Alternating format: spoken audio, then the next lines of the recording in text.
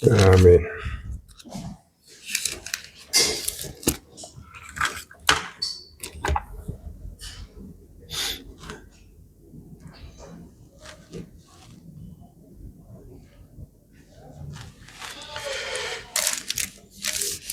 የሚያስታውሰኝ ሰው አለ?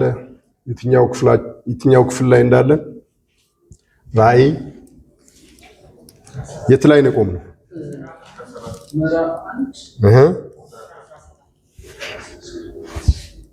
ማስታወሻ ላይ ነው። እሺ፣ እግዚአብሔር ይመስገን። ቁጥር 17 ላይ ነው ያለነው። ዛሬም እዚች ጋር ትንሽ ማለት ፈልጋለሁ። በጣም ብዙ ዝርዝር ውስጥ ብትገቡ ብዙ የምንለው ነገር አለ። በዚህ በቁጥር 17 ራሱ ባየሁት ጊዜ እንደ ሞተ ሰው ሆኜ ከእግሩ በታች ወደቅኩ። ቀኝ እጁን ጫነብኝ፣ እንዲህም አለኝ፣ አትፍራ፣ ፊተኛውና መጨረሻው ሕያው እኔ ነኝ። ሞቼም ነበርኩ፣ እነሆም ከዘላለም እስከ ዘላለም ድረስ ሕያው ነኝ። የሞትና የሲኦልም መክፈቻ አለኝ። ስለዚህ ከቁጥር 18 ጋራ አብረን አያይዘን ነው የምናየው። ያው እንደተባባልነው ዮሐንስ ራእይን ያየው ምናልባት ወደ ቀልቡ ተመልሶ አይኑን ሲከፍት በውጭ ምንም ላያይ ይችላል። ምንም የሚቀርለት ነገር ላይኖር ይችላል። ምናልባት ከውስጡ ደስታ፣ ከውስጡ ብርሃንና ከውስጡ ሐሴት ማድረግ በስተቀር አይኑን ሲከፍት በውጭ የሚቀርለት ምንም ነገር የለም። ስለዚህ ውጫዊ ነገር አላየም ማለት ነው። ቅድም እንደዘመርነው በሰማያታችን ላይ የእግዚአብሔር ክብር ሲበዛ፣ በምድራችን ላይ የእግዚአብሔር መምጣት ሲበዛ ነው በእርግጥም እንደ ሞተ ሰው ልንሆን የምንችለው። እግዚአብሔርንም ለማመስገን አፋችን ይከፈታል፣ እንገረማለን፣ ቃል እናጣለን። እግዚአብሔርን በውስጣችን ስናየው ወደ ውጭ የምናየው ነገር ሊያንቀጠቅጠን ይችላል አይደል እንዴ? እስራኤላውያን በዛች በኮሬብ ተራራ ስር ተንቀጠቀጡ ነው የሚለው። ከሰሙት ድምፅ ካዩት ነገር የተነሳ ተንቀጥቅጠዋል። ግን ነፍሳቸው አልተንቀጠቀጠም፣ ውስጣቸው አልተንቀጠቀጠም። ለእግዚአብሔር መኖር አልቻሉም። ከዛ በኋላ ለቅጽበታዊ መንቀጥቀጥ ሊሆን ይችላል። እንደው አሁን ግርማው የእግዚአብሔር ግርማ በአንድ ጊዜ አሁን ይሄን ቤት ቢሞላ የሚሸሽም ሊኖር ይችላል አይደል? ከአስፈሪነቱ የተነሳ ማለት ነው። ግን ከወጣንና ቤታችን ከሄድን በኋላ ምንም ለውጥ አያመጣም። አየሁት ዛሬ በጉባኤያችን ልዩ ነበር። ተነካን፣ አንዱ ወድቋል፣ አንዱ ምን ሆናል ተንቀጥ ልንል እንችላለን። እና በውስጣችን እና ዮሐንስ ላይ የመጣው ይሄ ነው። በእርግጥም እንደ ሞተ ሰው የሚያደርግ ነገር ነው ያለውና አትፍራ ነው ያለው ዝጋው። በእርግጥ የሚያስፈራ ነገር አለ ማለት ነው። አትፍራ ሲል የሚያስፈራ ነገር አለ ማለት ነው። ምክንያቱም እግዚአብሔር ሲገለጥ የማይፈራ ነፍስ የለም። ይሄን ቃል ተከትሎ ራሱን የገለጠበት ነገር የሁሉም ነፍስ ዋስትና ነው። በተለይ ዮሐንስን አትፍራ ሲል ለሁሉም ነፍስ የተባለች ናት። ምክንያቱም ይህንን ጻፍ አይደል ያለው አይደል? ስለዚህ የሚጽፈው ነገር ነው የሰጠው። የሚጽፈው ነገር ከሰጠው ደግሞ ላነበበ ሁሉ ይሄ የእግዚአብሔር ቃል እውነት ነው።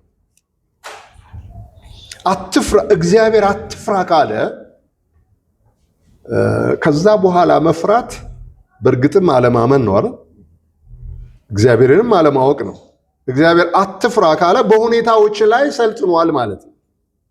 የእግዚአብሔርን ኃያልነትና ገዢነት በነፍሳችን ላይ መጥቷል ማለት ነው። ከዛ ምንድነው እኔ ነኝ ነው የሚለው። እኔ ነኝ። አሁን ያየኸው ያስፈራህ ነገር፣ እንደ ሞተ ሰው ያደረገህ ነገር እኔ ነኝ ብቻ ነው ወይ? ከዛ አያልፍም? መውደቅህ፣ መፍራትህ፣ እንደ ሞተ ሰው መሆንህ እኔ ያደረግኩት ነኝ እኔ ነኝ እሱ ብቻ ነው ወይ? እዛ ጋር ብቻ ነው የሚከለለው? አይደለም። እኔ ነኝ ሲል ስለ ሁሉ ነገር እኔ ነኝ ነው። ያለ ፍርሃት እንኖርና እናገለግል ዘንድ እግዚአብሔር ያለን ይሄ ነው። እኔ ነኝ። ይሄ በዘመናት ሁሉ የሆነ ነው። ያለ ፍርሃት ለማገልገል ጉልበት ነው። ያለ ፍርሃት ለመኖር ጉልበት ነው። እኔ ነኝ የሚለው ነገር በሁላችን ላይ ይሄ ቃል ቢጻፍ አሜን። እኔ ነኝ፣ እግዚአብሔር ይመስገን፣ ሞቼም ነበርሁ። ይሄ ቃል ትንሽ ለእኔ ስለሚከብደኝ አንዳንድ ነገር እላለሁ። ምናልባት በእናንተ ላይ ይሄንን እኔ የምለውን አሁን እናንተ እንድትሉት ግድ ባልልም ኢየሱስ ክርስቶስ መቼ ነው የሞተው? ሞቼም ነበርሁ ሲል ኢየሱስ ክርስቶስ መቼ ነው የሞተው? ይህንን እጠይቃለሁ። ኢየሱስ ክርስቶስ ማን ነው የሚለውን መጀመሪያ እፈልጋለሁ አይደል? ስለዚህ ኢየሱስ ክርስቶስ ማን ነው የሚለውን ካገኘ በኋላ ይሄ ማንነቱ መቼ ነው የሞተው? ለምሳሌ የዘላለም መንፈስ ነው አይደል? ኢየሱስን ተረጉም የዘላለም መንፈስ ነው። የዘላለም መንፈስ መቼ ሞቶ ያውቃል? ይሄ ለኔ ጥያቄ ነው። ራሱ ዘላለምስ የሚለው መቼ ሆኖ ነው? በሰው አእምሮ ውስጥ የእግዚአብሔር ቃል ነው አይደል? ከእግዚአብሔር ጋር የተካከለበት አብሮ ይኖርበት የነበረ ማንነቱ የእግዚአብሔር ቃል ነው። የእግዚአብሔር ቃል መቼ ሞተ? ሞቼ ነበርኩ አይደል የሚለው። የእግዚአብሔር ቃል መቼ ሞተ? ሊሞትስ ይችላል ወይ? የእግዚአብሔር ቃል የማይሆን ነገር ነው ይሄ። እንደገና ደግሞ ስንተረጉሞ ኢየሱስ ክርስቶስ ማለት የእግዚአብሔር ጠቅላላ ዓለም ስርዓት ነው። መምሸት፣ መንጋት፣ መኖር፣ እነዚህ በሙሉ ነገር መቼ ነው ይሄ ስርዓት የሞተው? ስለማን ነው የሚያወራው? ሞቼ ነበርሁ። እንደገና ከአባቴ ወጥቼ መጣሁ አይደል? ስለዚህ ከመውጣቱ በፊት መች ሞተ? ወጥቶስ ቢሆን መሞት ይችላል? የወጣው ማንነቱ የእግዚአብሔር መልእክትና መላእክት ነው አይደል? መች ሞተ? የእግዚአብሔር መልእክት እና ይሄ ነገር የሥጋ ወራቱን ነው የሚያስታውሰው። ዮሐንስ አያውቅም? አንድ ጊዜ እግዚአብሔር ሙሴን እንደወሰደው ኢያሱ ያውቃል አይደል?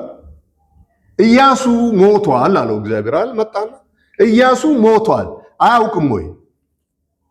ማን ነው? ሙሴ ሞቷል አለው ለኢያሱ። ሙሴ ሞቷል ማርዳቱ ነው አያውቅም?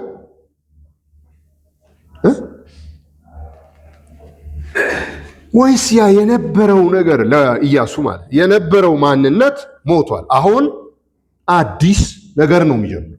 ስለዚህ ሞቼ ነበርኩ የሥጋ ወራት ያቺ 3 ቀን እሱ ነው ትዝታ ነው የሚያወራለት። ግን በነገራችን ላይ ይሄንን የተናገረው ማን ነው? የሰው ልጅ የሚመስለው የሰው ልጅ የሚመስለው ነው ሞቼ ነበርኩ ያለው። አንድ ነገር ልናገር። በተለይ በዚህ በሀገራችን ሰማይ ላይ በጣም ይነገራል፣ በዓለምም ላይ እንደዚሁ። አንድ ጊዜ እንዲህ አይነት ትምህርት መጣ። ሰው መንፈስ ነው፣ ነፍስ አለው፣ በስጋ ውስጥ ይኖራል አይደል? አናወጠው። የአብያተ ክርስቲያናትን ዓለም አናወጠው። እስከ ዛሬ ድረስ በዚህ ነገር ሊስማሙ አልቻሉም። እናንተ ምን ትላላችሁ? ከየትኛው ወገን ናችሁ? እኔ ነፍስ አለው በስጋ ውስጥ ይኖራል የሚል ዝርዝር ውስጥ አልገባም። ሰው ግን መንፈስ ነው። እኔ ይህንን ራሱ አለማወቅ መጽሐፍን እያነበብን የእግዚአብሔርን መንፈስ ተሞልተን ይህንን አለማወቅ በቤተ ክርስቲያን ላይ ያለው ችግር በጣም የገነገነ እንደሆነ ነው ማየው። ሰው መንፈስ ካልሆነ ምን ሊሆን ይችላል? ሰው ማለት ይሄ ስጋዬ ነው። ሰው ማለት ስጋው ነው ማለት ነው። ስጋው ከመኖሩ በፊት አልነበረም ሰው። ስጋው ወደ አፈር ከተመለሰ በኋላ ሰው አይኖርም ማለት ነው። ስለዚህ ሰው ማን ነው? ሰው ማን ነው? መጽሐፍ እንደሚል በቁጥቋጦ መካከል እግዚአብሔር ሲገለጥ፣ በቁጥቋጦ መካከል እግዚአብሔር የአብርሃም የይስሐቅ የያዕቆብ አምላክ ነኝ ሲል እነዚህ ሰዎች የት አሉ? ወደ ወንጌላት ደግሞ መጥቶ ኢየሱስ ክርስቶስ እኔ የሕያዋን እንጂ የሙታን አምላክ አይደለሁም ብሎ ማንን የጠቀሰው?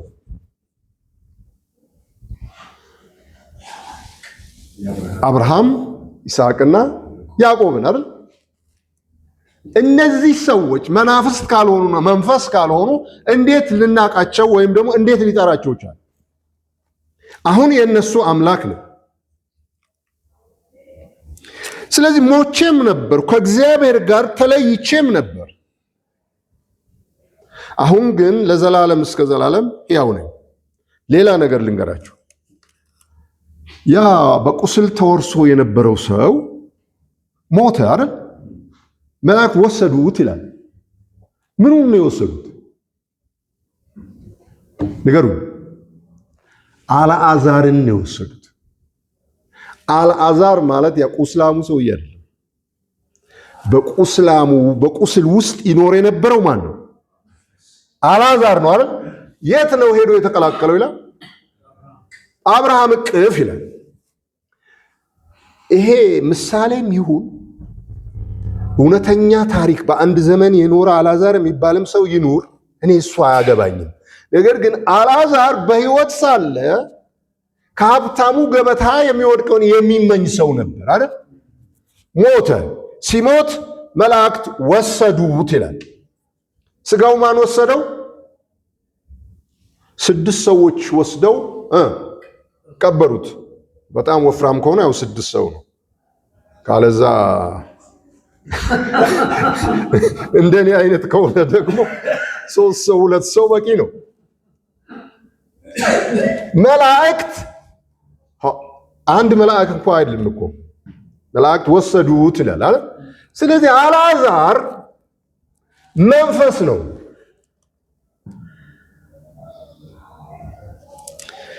በትልቅ ደረጃ ይህንን ነገር ሲያወግዙ ነው የምሰማው። ከዚህ ሰውነት ስንወጣ የት እንሄዳለን ነው የሚለው። ማን ነው የሚሄደው? ፓስተር አበበ ከሆነ ፓስተር አለማየሁ ከሆነ የሚሄደው እኔ ማቀው አለማየሁ መንፈስ ነው። እኔንም በዛ የማታውቁ ከሆነ አይሆንም አለ ጳውሎስ። ማንንም በስጋ እንደሚሆን አናውቅም እና በምን ሊያውቀው ንገሩኛ። ሰው መንፈስ አይደለም ብለህ ከተመደምክ በምን ልታውቀው ነው? በስጋ አናውቀውም ነው ያለው። ማንንም ክርስቲያንን እኮ አይደለም ያለው፣ አማኞችን ዳግም የተወለዱትን እኮ አይደለም። ማንንም በስጋ እንደሚሆን አላውቅም። ስለዚህ በምንድን ነው የምናውቀው? በመንፈስ ነው። ከዘላለም እስከ ዘላለም ድረስ ሕያው ነኝ። እኔ ከሞትኩ በኋላ አይደለም ከዘላለም እስከ ዘላለም ነኝ የምለው፣ ከአሁን ጀምሮ ከዘላለም እስከ ዘላለም ነኝ። ሁላችንም ምናችን? መንፈሳችን። አይ ስጋ አይለወጥም ወደ አፈር ይገባል የምትለኝ ከሆነ እሱ ስለሱ አይደለም ማወራው። እድል ካገኘ ግን መለወጡ አይቀርም። ስለዚህ ይህንን ተቃውመን እንዴት ነው ከጌታ ጋር አንድ ነን ብለን ልናወራ የምንችለው? አንድ መንፈስ ነው የሚለውስ ነገር እንዴት ሊገባን ይችላል?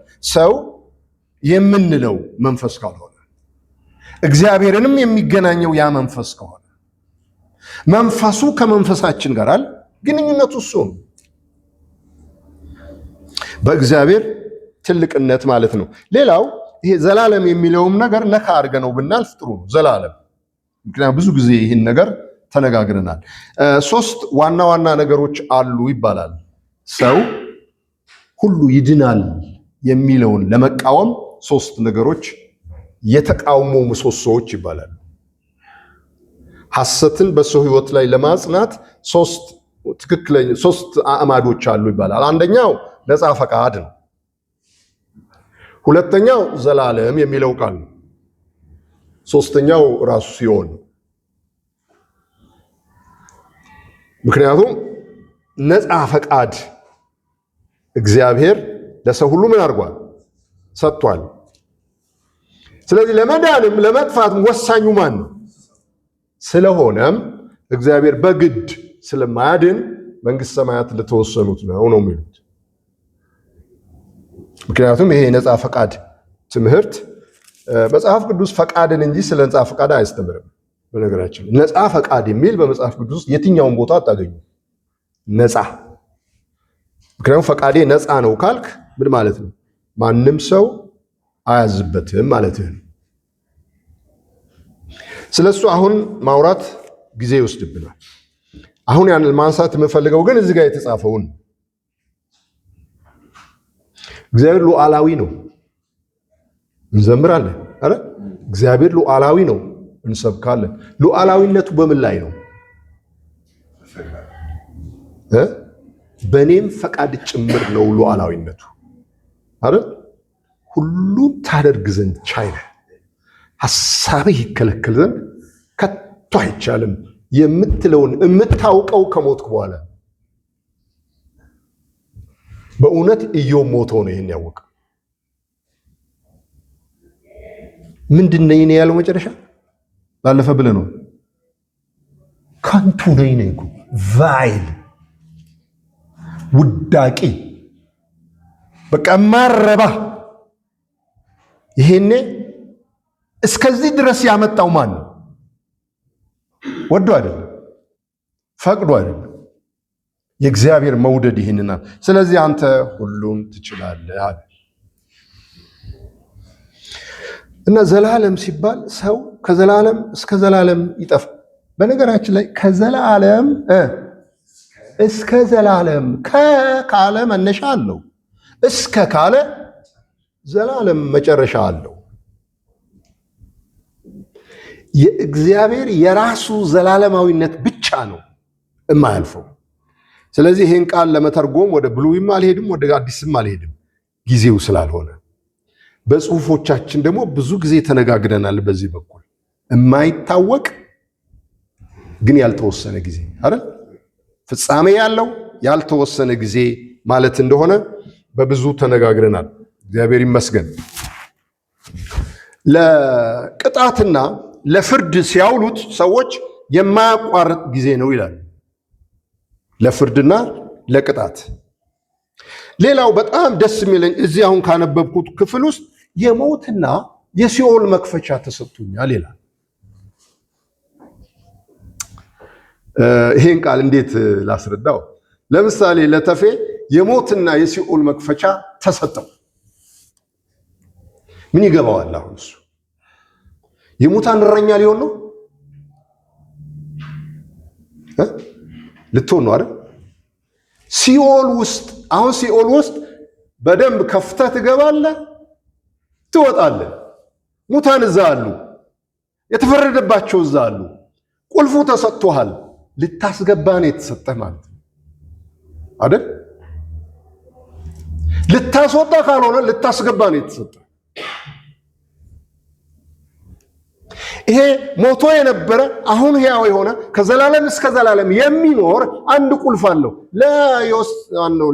ለጴጥሮስ እኮ የመንግስት ሰማያት ቁልፍ ነው የተሰጠው። ለዚህኛው ግን የመንግስት ሰማያት ቁልፍ የተሰጠው ጴጥሮስ አሕዛብ መጀመሪያ ወደ እግዚአብሔር መንግስት እንዲገቡ በር አልከፈተም? በቆርኔሌዎስ ቤተሰብ በኩል አይደል? ስለዚህ ሰዎችን የማዳን ቁልፍ ነው። በጣም ጥሩ። ለኢየሱስ ክርስቶስ የተሰጠው ቁልፍ የሲኦልና የሞት ከሆነ ምን ሊያደርግ ነው? ሊያስገባ ነው። ያኛውም ሊያስገባ ነው፣ ይሄም ሊያስገባ ነው አይደል? ስለዚህ ኢየሱስ ክርስቶስ የሙታንና የሲኦል ጌታ ወይም ደግሞ የዛ ምንድነው ባለቤትም ባላባቱ። እንደዚህ ነው የምንሰብከው። ያንን ስፍራ ከፍቶ የማያስወጣ ከሆነ ዳግመኛም የማይዘጋው ከሆነ በቁልፉ ማለት ነው። ስለዚህ የሙታን እረኛ ነው ማለት ነው ክርስቶስ። በሲኦል ላይ ስልጣኑ ምንድን ነው ስንል በእውነት የሲኦልን ስልጣን ለመሻር ነው ወይስ ደግሞ ምን ሊያደርግበት ነው ያንን የተሰጠው? እግዚአብሔር የተመሰገነ ይሁን። እኔ ይሄ የሰው ሁሉ መዳን ማረጋገጫ ጥቅስ ነው። አንዱ ጥቅስ ሁሉም ባይሆን አይቆለፍባቸውም። ከዚህ በፊት ተናግሬያለሁ። አንድ ጸሐፊ ምን ይላል? ክርስቶስ የሞትና የሲኦል ቁልፍ ካለው ይላል። በእርግጥ ስላቅ ነው አባባሉ። በሙታ ላይ በውጭ በኩል ነው የሚዘጋው ወይስ በውስጥ ነው የሚዘጋባቸው ይላል። በውስጥ ከዘጋ ይከፍቱታል አይደል? ምክንያቱም ዘሎ መውጣት ነው ከውስጥ። ከውጭ ከዘጋውስ አይመስልም ወገኖች። የሞተላቸውን ሰዎች መልሶ ከውጭ የሚዘጋባቸው ከሆነ አይመስልም።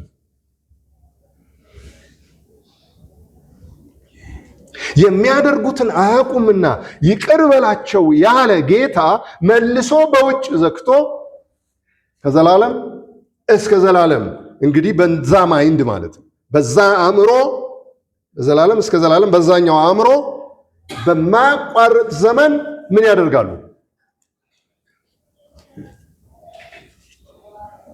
እንግዲህ ይህንን እግዚአብሔር ነው የምናመልክ የነበረው። ሰዎች ይህን እግዚአብሔር ነው ሲያመልኩ የኖሩት እና ያሉት።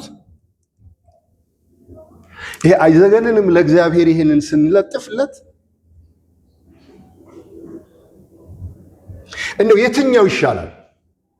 መጽሐፉ እኔን ባይደግፍ እንኳ የትኛው ይሻለኛል? አረ እግዚአብሔር መሐሪ ነው፣ አዛኝ ነው። አረ እግዚአብሔር ሆዱ ይላወሳል። ለኤፍሬም እኮ ሆዱ ትገላበጣለች አይደል? እና ለአሕዛብስ ለምን አይገላበጥ ይወጣሉ ብል እንደው በግምት አንተ ደግሞ መጽሐፍን እያነብ በፍጹም አይወጡም ብትል እውነቴን ነው ሙሽ እኔ ነኝ ስለ እግዚአብሔር መልካም ያወራሁት ነው። መልካም ነው እሱ እንደዚህ አያሰቃይም ብዬ በማያውቀው አእምሮዬ በዛ በአሕዛብ በምትለው አእምሮዬ የኔ አእምሮ ይሻላል። ምክንያቱም እግዚአብሔር እኔ የማላረገውን ነገር ነው እኮ ያደርጋል ብዬ ማምነው። አንዳንዶቻችሁ እኮ ዶሮ ማረድ ጭንቅ ነው ለእናንተ አይደል? አርደህ ብላ አይደል የሚለው መጽሐፍ? በደጅህ አርደህ ብላ መብት፣ ስልጣን፣ ተስፋ ቃል ተሰጥቶ አርደህ ብላ የተባልከው ሰውዬ ለማረድ እጅህ ይንቀጠቀጣል አይደል? እግዚአብሔር ግን የሰውን ልጆች ሁሉ ሲኦል ከቶ እያረደ ይኖራል ብለን አመን። ለእኔ ያለኝ ርኅራኄ የለውም እሱ። ይህን ጨካኝ አምላክ ነው የምናመልከው። ይህንን የሚያመልኩትን ነው እኔ ከነሱ ጋር ድጋፍ የምሰጠው ወይም ደግሞ እኔ እንጃ።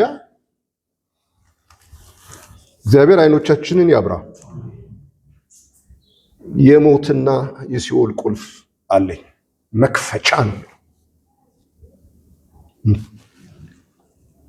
ሕያው እኔ ነኝ ሞቼም ነበርኩ ነው ከዘላለም እስከ ዘላለም ድረስ ሕያው ነኝ። የሞትና የሲኦል መክፈቻ አለኝ። ቁልፍ ማለት ነው መክፈቻ። ስለዚህ ወዲህም አዙረው ወዲያም አዙረው ያንተ ስልጣን። ኢየሱስ ክርስቶስ ወዴት አዙሮ ነው የሚያስገባው? ወዴት አዙሮ ነው የሚያወጣው? ስለሞተ እኮ ነው። ለጴጥሮስ ይህን ስልጣን አይሰጥም። እውነት ለእኔም አይሰጥም። አልሞትኩም ለማንም። ኢየሱስ ግን ለሁሉም ስለሞተ አሁን ስልጣን በእጁ ያድናል። በእውነት አንዳንዴ በስብከት መካከል ኢየሱስ ክርስቶስ ጌታ ነው፣ ኢየሱስ ክርስቶስ ያድናል አይደል የምንለው? ያድናል አንተን ነው አይደል? ስለ አንተን ነው የምታወራው። ያድናል ከሆነ ስሙ ያድናል ነው። አንተም እኮ ኃጢአተኛ እያለህ ነው ያዳነህ። ገና ኃጢአተኞች ሳለን እኮ ነው የወደደን። ኃጢአተኞች እያሉ ለምንድን ነው የማይወደው? አለኝ። አትፍራ። ለትውልድ ሁሉ እንዲህ አይነት እረፍት አለን። ለትውልድ ሁሉ አሁን ለሚሞቱ ቤተሰቦቻችንና ዘመዶቻችን እናዝናለን። እናንተም ብትሞቱ አዝናለሁ፣ እኔም ብሞት ታዝናላችሁ አይደል? እናዝናለን። እንደዚህ አይነት ህብረት፣ እንደዚህ አይነት መዋደድ፣ እንደዚህ አይነት መተዋወቅ ያሳዝናል። ግን ለካ ወደ እምነት ቤት ነው የሄድነው፣ ወደ አባቱ ቤት፣ ወደ እምነት እቅፍ ነው የሄድነው፣ ወደ አብርሃም እቅፍ አይደል? እግዚአብሔር የተመሰገነው። ሕያው ነኝ፣ የሞትና የሲኦል መክፈቻ አለኝ። ትልቅ ስልጣን ነው ይሄ። ስለዚህ ሞት ሆይ መውጋት አለ፣ ሲኦል ሆይ ድል መንሳትህ ወዴት ነው ነው የሚለው። ይሄ ስለኔ ነው እንዲህ ማንበብ ያለብኝ ወይስ ስለ ትውልድ ሁሉ ነው ማነበው? በቃ ማንንም ድል አይነት ማንንም ይዞ መቆየት አይችልም ሞት እና ሲኦል። ሞትም ሙታኑናል፣ ሲኦልም ሙታናቸውን ምን አደረጉ? ሰጡ ነው የሚለው። ሃሌሉያ! ለምን የለማ በሩ ክፍት ነው። ይዞ የሚገዳደር የኔ ነው የሚል የለም። ሙታን የሞት አይደለም። አንዱ ሞቶላቸዋል። ፍርድ ግን እርግጥ ነው። ቅጣት እርግጠኛ ነገር ነው። ሲኦል እርግጠኛ ነገር ነው። በዚህም በዚያኛው ማንም አያመልጥም። እያንዳንዱ ለሰራው ስራ ዋጋውን ይቀበላል። እግዚአብሔር የተመሰገነው። ይሄን የገባኝ ቀን ሐሴት ነው ያደረኩት። ከቤተሰቦቼ ሁሉ መዳን ጋራ ዓለምን ሁሉ አድኜ በእምነቴ ማለት ነው። ሐሴቱ በዛ። አምላኬ እንደዚህ ይላል፣ ባልንጀራህ በደል ቢያደርግ ቢያጠፋ ወደ አደባባይ አውጣው አይደል? ለሽማግሌዎች ንገራቸው። ሽማግሌዎች ጥፋተኛ ሆነው ካገኙት 40 ይግረፉት፣ 40 ይግረፉት። ከዛ በላይ እንዳትገርፈው፣ ወንድምህን አታስነውረው። ሃሌሉያ! አባቴ እንዲህ ይላል፣ 40 ብቻ ነው የምትገርፈው። ከዛ በላይ 41 42 ማድረግ አይቻልም። የሀገሬም ዳኛ የሰረቀና ነፍስ የገደለ እኩል ነው የሚፈርደዋል። እኩል እድሜ ይፍታ አይደለም የሚለው ነው። ፍትሐ ብሔራችን እንደዛ ነው። የወንጀለኛ መቅጫ እንደዛ ነው አይደለም። እግዚአብሔር ደግሞ ይውላችሁ መጽሐፍም ያነበበ በህሊናውም ሕግ ያኖረ በቃ አህዛብ የተባለ ምንም ወንጌል ያልሰማ የሰማ ፓስተሩንም ሁሉንም ሰብስቦ አንድ ላይ አንድ አይነት ቅጣ አንድ አይነት ዘመን። የአገሬ ዳኛ አይሻልም ከእግዚአብሔር? አይሻልም ወይ? ይሄን ነው ሳመልክ የኖርኩት። ስለዚህ የሞትና የሲኦል መክፈቻ አለኝ። እግዚአብሔር ይመስገን። ክርስቶስ የሙታን እረኛ አይደለም። የሞተላቸውን ሊነዳ አይደለም። እኔም ብሆን ላድናቸው ነው ቁልፍ ቢሰጠኝ፣ ላውጣና ልራራላቸው። በእግዚአብሔር ርህራሄ ማለት እንራራለን። እግዚአብሔር በራራለን ርህራሄ እኛም ለሌሎች እንራራለን። በሀገራችን ሰው ሲሞት ለምን ታዝናላችሁ? ለምን ሰው አይሞት ትላላችሁ? ክርስቶስ የሙታን ጌታ ከሆነ ወደ እነሱ ወደ የሱ ስራ እንትን እያለ እኮ ነው። በቃ እየበዛለት ነው አይደል? ሞት እያበዙለት ነው። ግን አንድ በግ ቢጠፋበት 99ን ትቶ ፍለጋ ሄደ ይላል አይደል? አይበቃውም 99 ግን 99 ሊሞላ የሚችለው በአንድ ነው። የጠፋውም አንድ ነው። አንድ ነው የጠፋው፣ 99 አልጠፋም። አንድ ነው የጠፋው። የአንድ ሰው ነው የጠፋው። አሁንም አንድ ሰው ነው የተገኘው። አግኝቶታል። ከ10 ድሪም አንድ ነው የጠፋው።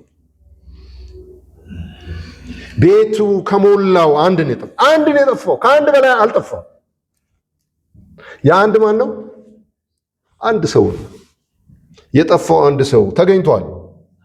የምስራች ተገኝቷል። እግዚአብሔር ይላል ተገኝቷል። ሁሉም የኔ ነው ይላል። ሙታንም ሕያዋንንም ሁሉን ይገዛል። ራእዩ የዚህ አብሳሪ ነው። የኢየሱስ ክርስቶስ መገለጥ የሁሉ መዳን አብሳሪ ነው። እግዚአብሔር በሚጠፋ ነፍስ እና በሚሞት ሰው አይከብርም። እግዚአብሔር የተመሰገነ ይሁን። ስለዚህ በዚህ በኩል አርፈናል። ወንጌላችን ግን እንዳይነገር ብዙ ጫና አለው። ይህን የምስራች ለመናገር ብዙ ጫና አለ። ምክንያቱም መጀመሪያ የሰማነው ነገር ወይም ብዙ ሰዎች የሰሙት ነገር ይሄንን ሊያናግር አልቻለም። በእርግጥ ፈተናም ነው። ይጠቀሳሉ እኮ ጥቅሶች። ይሄ መጽሐፍ ቅዱስ በመንፈስ ካልተረዳ ነው ምንድን ነው የሚለው? ቅዳሜ በለጠፍነው ላይ ትንሽ ነገር ጽፌያለሁ። ሕጉ ራሱ ሰውን ይገለዋል፣ እንዳላስተውል ያደነዝዘኛል። ይሄው መጽሐፍ ግን በክብር አልነበረም። የእግዚአብሔር ቃል አይደለም ነው። ስለ ሕያው የእግዚአብሔር ቃል የሚናገር ነው። ግን ያንን ሕያው አላሳየኝም። ከዚህ ውጭ እንዳይ አላደረገኝም። ስለዚህ የእግዚአብሔርን ቃላት በፍጥረት ነው የወሰንኩት። በሰው እምነትና በሰው ትምህርት ላይ ነው የተመሰረተው። ለብዙዎችም አልገባቸውም። ስለዚህ ስለ ሰው ያለኝ አመለካከት ምንድን ነው የሆነው? ሰውየው ማመን አለበት፣ እኔም ማመን አለብኝ አይደል? እኔ አምኜ ነው የዳንኩት። ሰውየው ምን መሆን አለበት? ይሄ እውነት ነው። መዳን በእምነት ነው፣ ከጸጋ በሆነ እምነት ነው። ታዲያ በአንተ ተነሳሽነት በሆነ እምነት አይደለም። ጸጋው በእምነት እምነት በጸጋው አድናቸዋል አይልም። ጸጋው በእምነት አድኗቸዋል ነው። ጸጋ ስለተሰጠኝ ነው ያመንኩት፣ ስለዛም ዳንኩ። ስለ ራሴ ይህንን አስባለሁ፣ ስለ ሌላው ደግሞ እኔ የሆንኩትን መሆን አለበት ብዬ ስለማምን እኔን ያልሆነ አልዳንም። እንደ እኔ በጸጋው ያላመነ ምን አልሆነም? አልዳንም። ለእኔ የራራ እግዚአብሔር፣ እኔን ያነቃ እግዚአብሔር ስለ እርሱ እንደሚያነቃው መጽሐፉ ይነግረኛል። ይሄ ነው ያላወቅነው። ምን የምመካበት ነገር አለኝ? ሁለታችን አንድ ቤተ ክርስቲያን ሄደን ወንጌል ሰምተን አንዱ እጁን ሲያወጣ አንዱ እጁን ቢሰበስብ አለ። እጁን ያወጣው ዳነ፣ ተወለደ፣ ተጠመቀ፣ አባል ሆነ፣ አገልጋይ ሆነ፣ ቀጥል። ያኛው እዛው ነው፣ በቃ እዛው ነው። እኔ በጣም ፈጣንና ዳይናሚክ አእምሮ ስላለኝ ነው አይደል? አይደለም። እንደዛ ካልሆነ እሱስ እንዴት ነው እግዚአብሔር የሚያገኘው? ለዚህ ነው እኔ የሞትና የሲኦል መክፈቻ አለኝ። አትፍራ። በማንኛውም ሁኔታ ውስጥ ጌታ ኢየሱስ ክርስቶስ ጌታ ነው በሰዎች ሕይወቱ ላይ። ምክንያቱም በሰው ሁሉ ውስጥ ያለው ነፍስ የጌታ ነው። እፍ ነው ያለበት። ያ ግን ከጌታ አይደለም። አሁን ጌታን እያመለከና እያገለገለ አይደለም፣ ግን የጌታ ነው። የሥጋ ለባሽ መንፈስ ሁሉ እግዚአብሔር ነው የሚለው። ሥጋ የለበሰ ሁሉ ነፍስ አለው፣ መንፈስ አለው። የዛ ጌታ እግዚአብሔር ነው። አላመነማ በኢየሱስ ክርስቶስ ሶባ አንተ ያመንክ እኮ በቂ ነው፣ በቂ ነው። እውነት የእግዚአብሔር ልጆች ይገለጣሉ አይደል? የፍጥረት ናፍቆት ማን ነው? አንተ በቂ ነህ። ስለዚህ ለምን አንተ ለሱ ትገለጣለህ እየተባልክ በሱ ላይ ለምን ሞት ታሟርዳለህ? ለምን አይደለም ትላለህ? አንተ ግን እዚህ ጋር እንደ ፍጥረት በኩራት ተወልደ ለፍጥረት የበኩራት አይነት ሆነ ፍጥረት አንተን እየጠበቀና እየቃተተ በተስፋ ያስገዛውን ፍጥረት እንደገና ምን ትለዋለህ አንተ? ይሄ እኮ ነው መተላለፍ ከእግዚአብሔር ሐሳብ ጋር።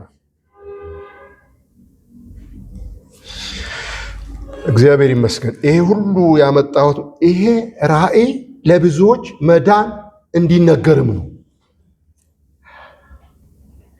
ሰው ሞት ይዞት እንደማይጸና፣ ሰው በሲኦል ተዘግቶ ለዘላለም እንደማይኖር ይህ ራእይ ተገልጧል። ይህ መገለጥ መጥቷል። ማንም ዘግቶ አያቆየውም። ሰው የእግዚአብሔር መልክ ነው። ሰው የእግዚአብሔር ንብረትና የክብሩ መገለጥ ነው። ስለዚህ የመንፈሳችን የነፍሳችንና የስጋችን እንደገና መዋጀት የእግዚአብሔር መገለጥ ስለሆነ አያጣውም። እግዚአብሔር ማንንም አያጣም። ስለዚህ እንደ ልብ ልኑራ ማያጣኝ ከሆነ ፍርሃቱ ይሄ ነው ወገኖች። ወንጌል ሁሉንም ያድናል ብላችሁ እንዳትሰብኩ የሚከላከሉት እንደዛ ከሆነ መማለግ ይጀመራል። ሰው እድናለሁና እንደ ልቤ ልኑር ይላል። በእውነት ያ ልብ ይኖረዋል? እኔ አሁን ያ ልብ ይኖረኛል? ቢኖረኝ እስከዚህ ድረስ ምን አቆየኝ? ጊዜ እየጠበቅኩ ነው። የሆነ አጋጣሚ ወይ አውሮፓ ሲሄድ ወይ አውስትራሊያ ሲሄድ ወይ የሆነ ደቡብ አፍሪካ ሲሄድ እየጠበቅኩ ነው አይደለም። ለኃጢአት የሞትን ዳግመኛ እሱን አነሳው። በእውነት ከተለወጥ ይህንን ወንጌል ከሰማን ሌላ ችግር ይፈጠራል የሚል የለም። ስለዚህ ክርስትና የግብረ ገብ ትምህርት ቤት ነው ማለት ነው። የጠባይ ማረሚያና ማቆያ ነው ማለት ነው። አው እኮ እንደዛ ነው። ይሄ ከሆነ እንደዛ ነው። ነገር ግን የሰው ሁሉ መዳን እናውጃለን። የኛ መዳን የተጠበቀ ነው። መዳን ከሲኦል ብቻ አይደል፣ መዳን ከኃጢአት፣ መዳን ከበሽታ፣ መዳን ከሐዘን፣ መዳን ከስነ ልቦና ችግር ሁሉ መዳኑ ሙሉ ነው። የመንፈስ መዳን፣ የስጋ መዳን፣ የአእምሮ መዳን፣ የአስተሳሰብ መዳን፣ የኑሮ ሁሉ መዳን። ስለዚህ መዳናችን እንደዛ ታላቅ ነው። ማዳን የማዳኑ እውነት ሊነገር አይችልም። ስለዚህ አንዳንዴ ድኛለሁ ስትል ከምንድን ነው የዳንከው ብለህ ብትጠይቀው ምንድን ነው የምትለው? ከዚህ ወልነዋ በቃ ከዛ ያልፍ። ዓለም ከሚባል ሰይጣን ከሚባል ሌላ ምንድነው? ስጋ ከሚባል ከሁሉ ነገር ኔዳን ነው። ስለዚህ የኔም መዳን የተጠበቀ ነው። የዛኛው መዳን ሰብካለሁ። እግዚአብሔር የተመሰገነ። ስንቱ ነው ምን ሆናለሁ ብሎ የሚጨነቀው? ክርስቲያኑስ ቢሆን ደህንነቱን እየጠበቀ አይደል እንዴ? አንድ ቀን ልሰረዝ እኮ ይችላል። እግዚአብሔር ላጲስና እርሳስ ይዞ ነው የሚቀመጠው አይደል? አለ በእጁ ያለው 7 ከዋክብት አይደለም፣ 7 መቅረዞች አይደለም፣ ላጲስና እርሳስ ነው። አንዴ ሲጽፍ ንስሐ ስትገባ ሲጽፍህ፣ ስትሰራ ሲሰርዝህ አይደል? በእውነት እግዚአብሔር እንደዚህ የምናስበው ከሆነ ይሄ የሰው አእምሮ ነው። በሰው ዕውቀት ላይ በእግዚአብሔር ዕውቀት ላይ የሚነሳ እግዚአብሔር ጻድቅ ነው። አንዴ አዳነኝ አይደል? አድኖኛል እና ኃጢአት አትሰራም ወይ ሊለኝ ይችላል። እሱን አትጠይቀኝ። ሁልጊዜ ስለኛ ከአቤል ደም ይልቅ የሚሻልና የሚናገር የበጉ ደም በእግዚአብሔር ፊት ስለኛ ይናገራል። ኃጢአት ስለማልሰራ አይደለም ደሙ በዛ ከአቤል ደም ይልቅ የሚናገረው። ምን ይናገራል? ንገሩኛ። የሚያደርጉትን አያውቁምና ይቅር በላቸው። ይቅርታን ነው የሚናገረው። ምህረትን ነው የሚናገረው። በቀል አይናገርም፣ ፍርድ አይናገርም። የኢየሱስ ክርስቶስ ደም ምህረት ነው የሚናገረው። ስለዚህ ይህንን አምናለሁ፣ እኖራለሁ። እግዚአብሔር የተመሰገነ። ሞቼ ነበርኩ፣ አሁን ሕያው ነኝ፣ ከዘላለም እስከ ዘላለም እኖራለሁ። የሞትና የሲኦል መክፈቻ አለኝ። ይሄ የሰው ልጅ የሚመስለው ነው። ራስና አካል በአንድነት ያወራሉ። ይሄ እኛም የምናረውራው ነገር ሞቼ ነበር በሉ እስቲ። ሞቼ ነበር። አልነበራችሁም እንዴ? አልነበራችሁም? ሞቼ ነበር፣ አሁን ከዘላለም እስከ ዘላለም ሕያው። አሁን ከዘላለም እስከ ዘላለም ሕያው ነኝ። ያኛውንስ አትሉትም? የሞትና የሲኦል መክፈቻ አለኝ። በሰማይ ያሰራችሁት ታሰረ ይሆናል። በምድር የምትፈቱት ኃጢአታቸው ይቅር ያላችኋቸው። በእውነት ተለማምዳችሁ ታውቃላችሁ? የወንድሜ ኃጢአት ይቅር ብያለሁ። ዳግመኛ መለመን አያስፈልግም። ይቅር በለው አያስፈልግም። ኃጢአታቸው ይቅር ያላችኋቸው ለምን ተሰብስበን ያለምን ኃጢአት ሁሉ ይቅር ብለን አንጸልይም? ይቅር ተብሏል እኮ ለነገሩ አይደል? ይቅር ተብሏል እኮ እግዚአብሔር እንዲያጸናው እንጸልይ። ሃሌሉያ ሃሌሉያ። አባታችን ሆይ እናመሰግናለን፣ እናከብረሃለን። በክብር ድንቅ ነህ፣ በምስጋና ድንቅ ነህ፣ በኃይል ድንቅ ነህ፣ በአምልኮ በስግደት ሁሉ ድንቅ ነህ። እኛም እናደንቀሃለን፣ እናከብረሃለን፣ ስምህን እንቀድሳለን፣ ስምህን ከፍ ከፍ እናደርጋለን። አንተ ድንቅ ነህ። መዳናችን ድንቅ ነው። ያገኘነው ይቅርታ ድንቅ ነው። የሰማነው ወንጌል ድንቅ ነው። በወንጌል ሕይወትን አለመጥፋትን ወደ ብርሃን አውጥተሃል። ድንቅ ነው። አቤት የገነነው ምሕረትህ፣ አቤት ይቅርታህ፣ አቤት ቸርነትህና ምሕረትህ፣ በፊታችን ያሳለፍከው ደግነትህ በመንፈሳችን፣ በነፍሳችን፣ በአእምሯችን፣ በስጋችንና በኑሯችን ሁሉ ላይ በዓለም ሁሉ ሕዝብ ላይ ምሕረትህ ነው። እናመሰግንሃለን። ማዳንህ ነው። እናመሰግንሃለን። ጽድቅህና ቅድስናህ ነው። እናመሰግንሃለን። ክብር ላንተ ይሁን። እግዚአብሔር ሆይ ስለሰማነው ቃል እናከብረሃለን። ለእያንዳንዳችን አሁን መልእክት ስለመጣ ተስፋም ስለሆንከን እግዚአብሔር ሆይ ድፍረትም ጽናትም ስለሆንከን እናከብረሃለን። ስምህ ይባረክ በኢየሱስ ክርስቶስ ስም።